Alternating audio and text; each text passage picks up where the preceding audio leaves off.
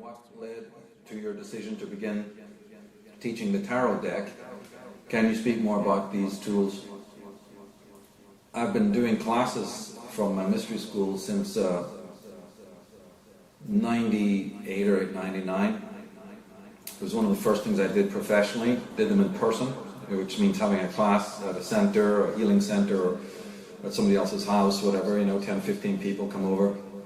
Did this for a series of years, both in the Bay Area, Los Angeles, and then finally Seattle. And then when, because of the Atlantis book and other things, I got to travel more and had to focus more on those other subjects. Couldn't really do the classes anymore. So then we moved it online.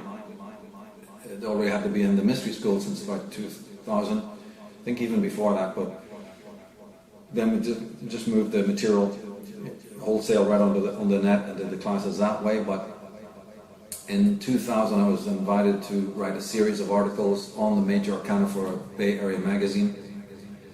That proved to be very successful, and basically what you're seeing in The Path of the Fool is that script.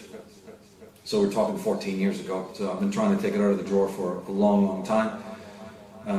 But I like to do things when the time is right. And but the vast majority of the material that you're hearing, was seeded then. It was written then in those articles. The articles that actually ended up in the magazine were edited down just for space. So I had the originals, which were quite a bit longer. And as I say, those were just sitting there. And I thought about putting it into a book, but that didn't seem quite right because it's so eclectic.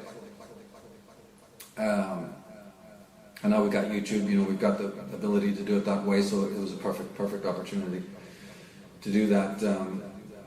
As to the tools, and as to why, the tarot is an enormous encyclopedia symbolically. So one should get into it. It's not just a simple divination tool in that sense. There's a lot more going on in the tarot you could possibly imagine.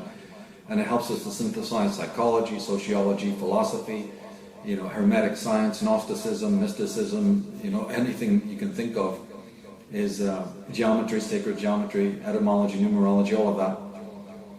But the real reason to touch upon the tarot more than, say, astrology or whatever is because it works with the symbols. And that's going to open the right brain, which in our world today is shut down, hardly working at all, except maybe in a dream state, and even then it's quite traumatized and weak. And so our humanity at this time is being forced into a very left brain modes of cognition. And it's part of the reason why things, why there's a state of decay. Something needs to be done about it. But if you're going to do something about it, then you better dive into the deepest part of it. Symbols are being used on a constant, on a negative basis constantly. That's what I talk about in the symbolic literacy or in the subversive use of sacred symbolism programs that I've done.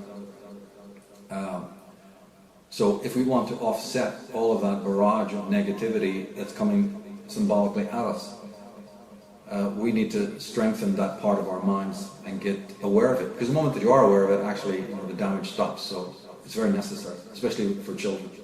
And then on a much more deeper, profound level, when you open cognition to the whole brain, when the whole brain starts working with you, which involves a lot of intuitive and imaginative processes, you're not only getting the psychic immunity we just spoke about, but you may be now in a position to commune with the wisdom body, which is going to then give you answers to the more pesky philosophical questions that has plagued the academics, that plagues the religiously minded.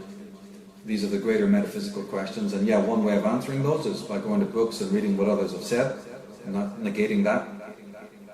But the ultimate way is to go within the self, and to do that you have to open those doors. So the tarot provides keys that open the door of the inner chambers of intelligence and wisdom, of ancestral, archaic knowledge, this sort of inner scriptorium where very archetypal modes of thinking exist, which are not being used in the daily, utilitarian, in our practical day-to-day existence.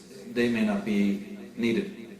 But when it comes to thinking about the bigger questions of time and freedom and God and existence and what have you, well then, you know, this pragmatic kind of intelligence is just not going to cut it. So we have to open up a dialogue with something much deeper.